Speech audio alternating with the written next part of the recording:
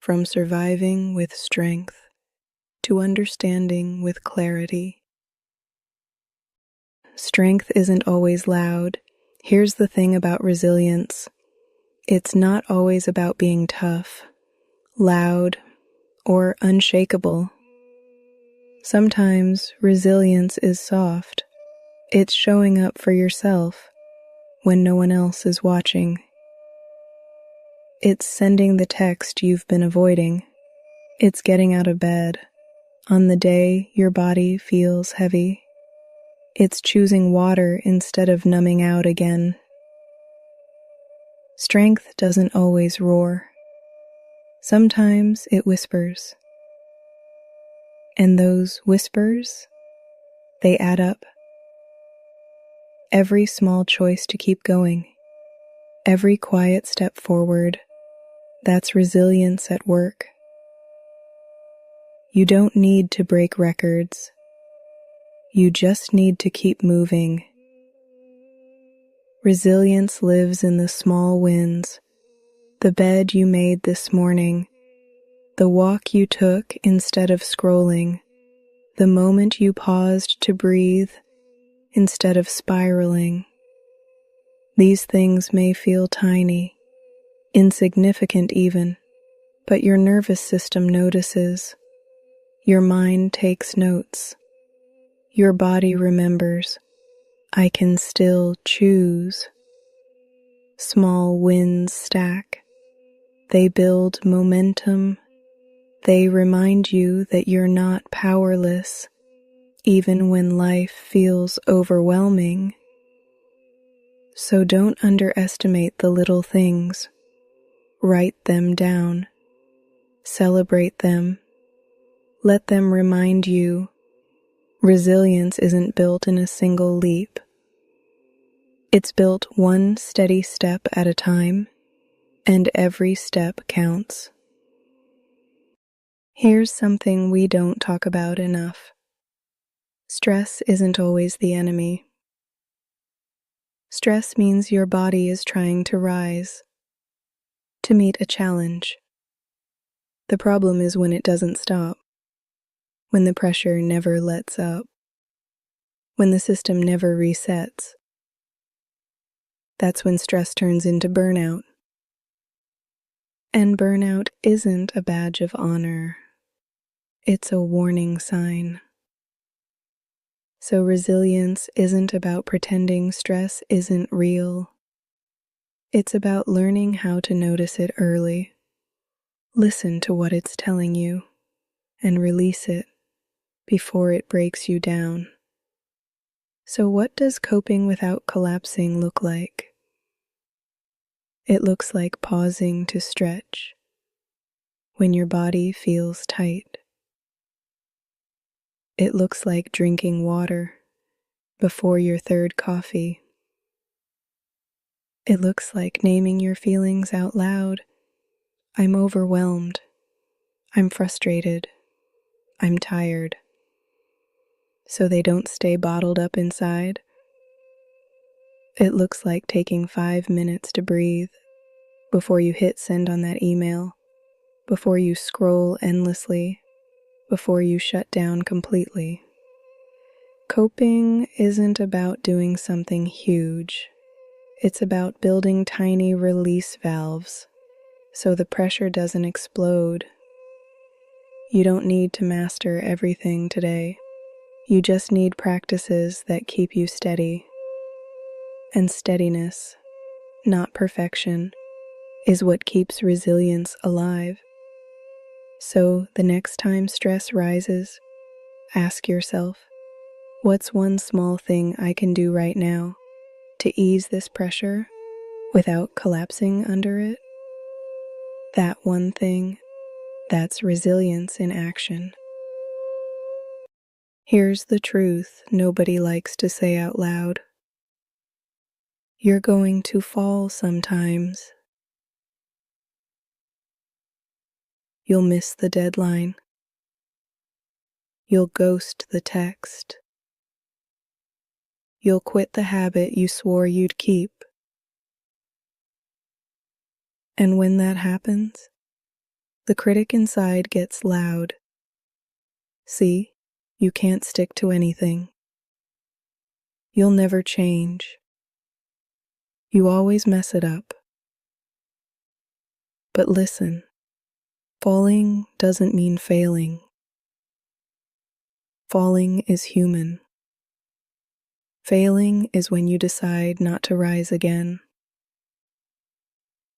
Resilience isn't about never falling. It's about refusing to let the fall be the final word. Every stumble is an invitation. Will you stay down, or will you rise different this time? Here's the secret. Setbacks can be fuel. When you pause to ask, what did this teach me?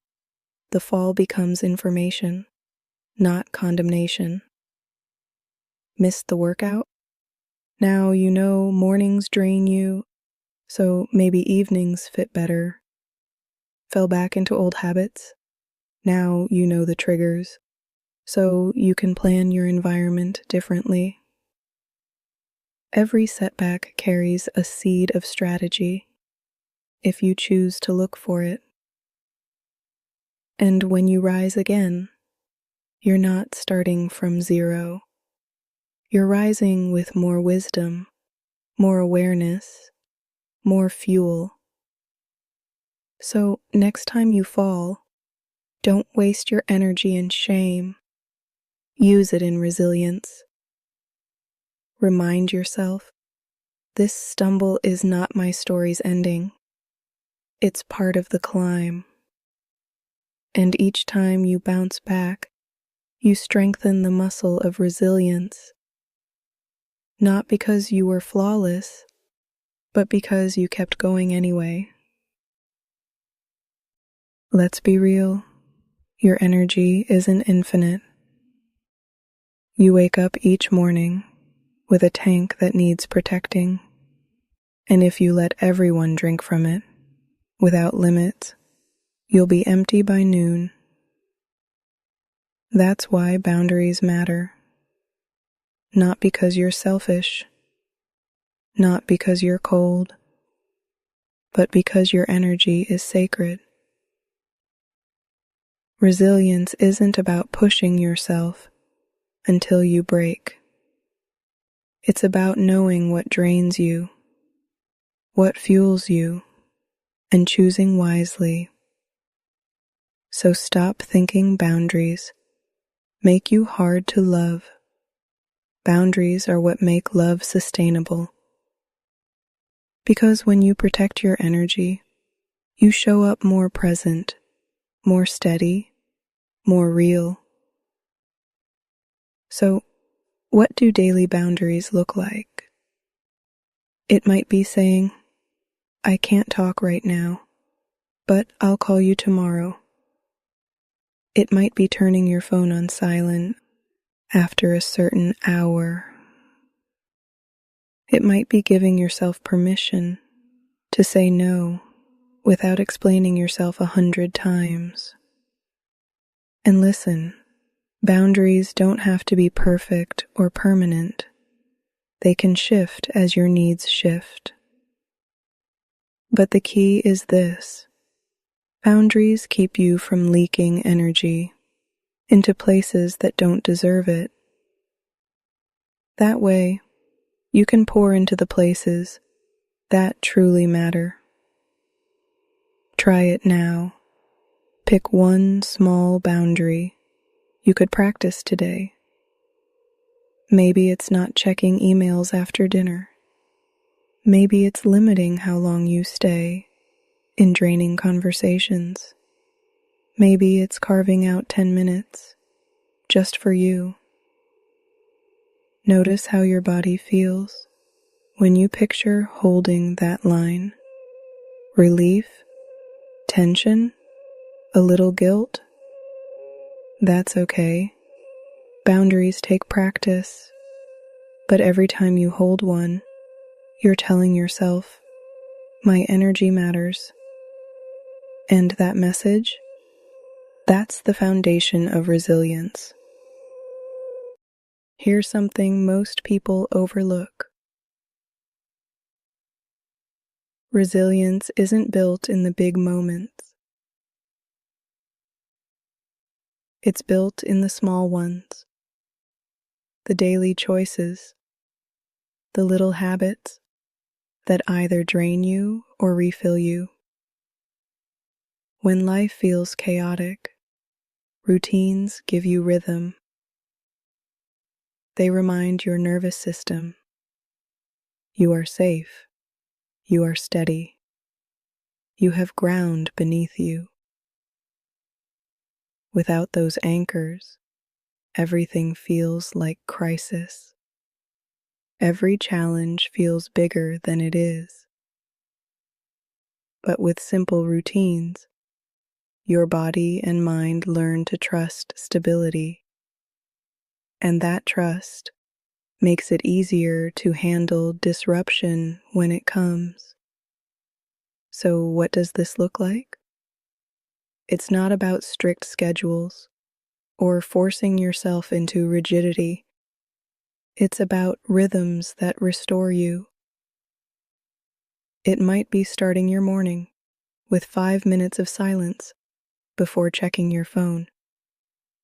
It might be setting aside time to stretch, to walk, to breathe, not because it's dramatic, but because it steadies you. It might be ending the day by writing down one good thing that happened so your brain learns to release stress instead of carrying it into tomorrow. These routines are not luxuries. They are resilience practices. Think of them like charging your phone. You wouldn't expect your battery to last without plugging it in. So why expect your spirit to endure without restoration? Pick one routine to practice this week. Keep it simple. Keep it repeatable. And notice how it shifts your energy. Because resilience doesn't just show up when life gets hard. It's built daily in the quiet choices that restore your strength before the storm comes. Here's something that might surprise you. Anxiety isn't always a sign you're broken. At its core, anxiety is your body's alarm system. It says, pay attention. Something feels uncertain. Something might need care. The problem comes when the alarm never shuts off. When every sound, every thought, every possibility feels like a siren blaring inside your chest. That constant alarm drains your energy, steals your focus, and convinces you you're powerless. But here's the truth. Anxiety is not the enemy. It's a messenger, and resilience grows when you learn to listen to the message without letting the alarm control your whole day. So, how do you work with anxiety instead of fighting against it? First, notice it in your body. Where does it land? Your chest? Your stomach? Your shoulders? Name it gently. I feel anxious, not I am anxious, because you are more than this feeling. Second, pause for breath. Inhale slow for 4 counts. Hold for 4. Exhale for 6. Do it again until the alarm softens, until your body remembers you are not in danger right now. Third, ask the anxiety, what are you trying to tell me? Maybe it's reminding you to prepare for something ahead. Maybe it's telling you you've stretched too thin. Maybe it's pointing to a place where you need support. When you treat anxiety as awareness, you shift from panic to presence. Because now, instead of drowning in it, you're using it. And that's resilience. Not erasing the alarm, but learning how to respond to it with steadiness and care. So the next time anxiety rises, don't hate it. Don't shame yourself for feeling it. Pause, breathe, listen, and then act from awareness, not from fear.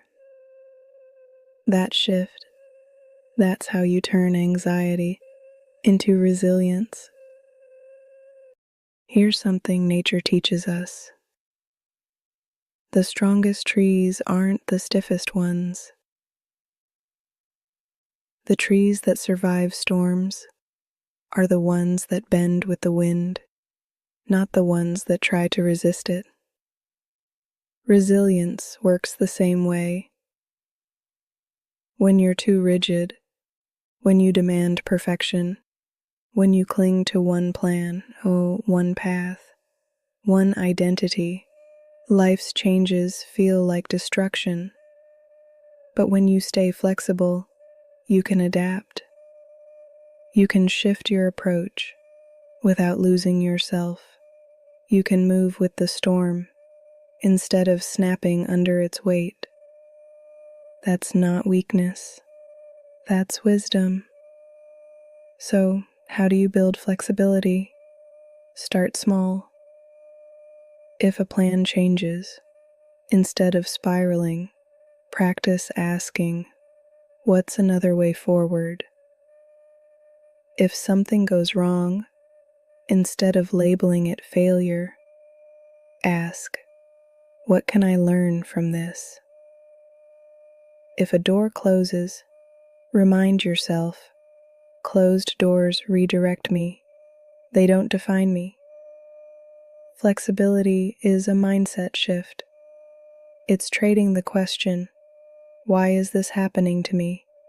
For, how can I move with this and grow through it? And just like stretching a muscle, the more you practice, the easier it becomes. Try one flexible act today. Maybe take a different route home. Maybe say yes to something new. Maybe let yourself rest instead of pushing past exhaustion. Every time you practice bending, you prove to yourself, I don't have to break. That's resilience, not in pretending life won't test you, but in knowing you can adapt, shift, and still stand strong. Most of the weight we carry doesn't live in the present moment. It comes from replaying the past, what you should have done, what you could have said, what you wish had gone different.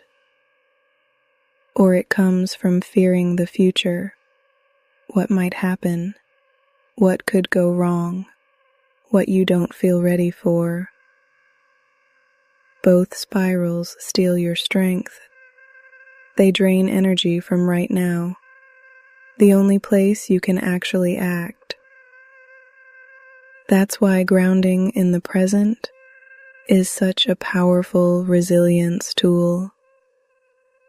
Because when you anchor here, in this breath, in this step, in this choice, you take back control from the swirl of past and future. Here are a few ways to practice. Start with your senses. Notice 5 things you can see, 4 things you can touch, 3 things you can hear, 2 things you can smell, 1 thing you can taste.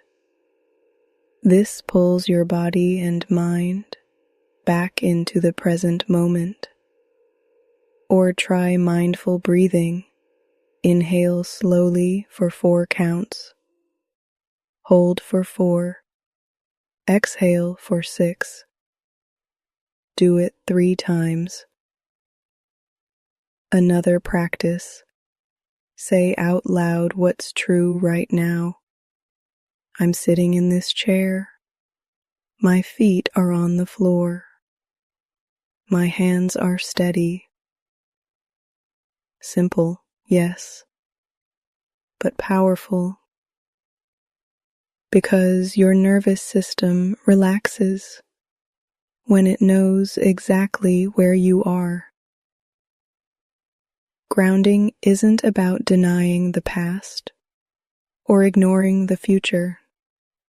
It's about reclaiming your power in the one place you actually have it, here.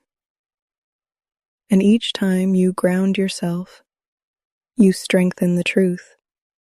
I can handle this moment. Not tomorrow, not yesterday. This one. And that's how resilience grows. One present breath at a time. Sometimes people roll their eyes at hope,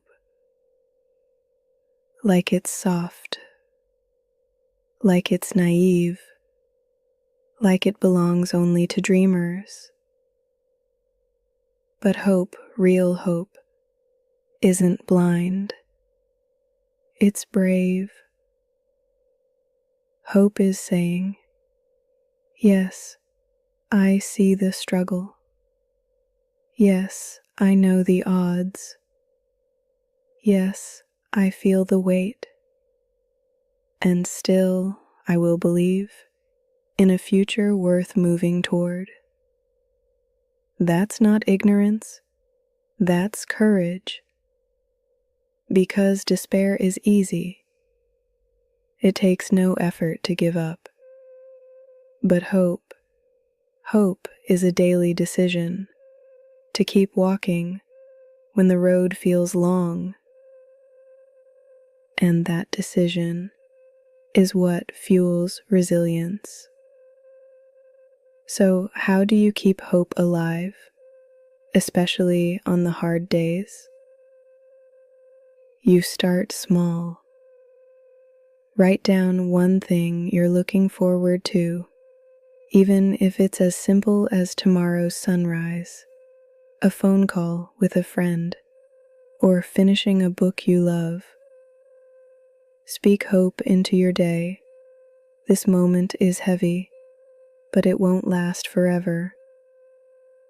Surround yourself with reminders, quotes on your wall, songs that lift you, stories of people who endured and made it through. And when despair whispers, "What's the point?" answer with hope. The point is, I'm still here. The point is, I still matter. The point is, tomorrow still holds possibility. Hope doesn't have to be loud. It doesn't have to be constant. It just has to be present enough to keep you moving. Because resilience isn't built on certainty. It's built on faith that your effort, your healing, your journey is worth continuing. So let hope be your fuel, not as fantasy, not as denial, but as daily courage, the choice to rise again, to step forward, to keep building tomorrow. We've walked through the truth tonight. Resilience isn't about being unshakable. It's not about never falling, never stressing, never breaking down. Resilience is about rising again. It's choosing small wins daily. It's setting boundaries to protect your energy. It's learning to breathe through anxiety, to bend instead of break, to root yourself in the present moment. Resilience is fueled by hope, not blind optimism, but the quiet courage to believe tomorrow still matters. And when you put all of that together, you see resilience for what it really is. Not perfection, but persistence. Not being untouched, but being unbroken. That's the strength you carry now. Take one more breath with me. Inhale steady. Exhale slow. Hold this truth in your chest. You are more resilient than you give yourself credit for. And resilience practiced daily becomes not just survival, but strength. But the journey doesn't end here. Resilience is powerful, yes, but it deepens even more when paired with understanding. At 9 p.m., Satoshi Tanaka will meet you. His voice carries calm precision, the balance of Japanese and English rhythm, the wisdom of emotional literacy. Where I have guided you to practice resilience in action, he will guide you to understand the language of emotions themselves so you can name them, navigate them, and never be ruled by them. So breathe once more. Inhale resilience.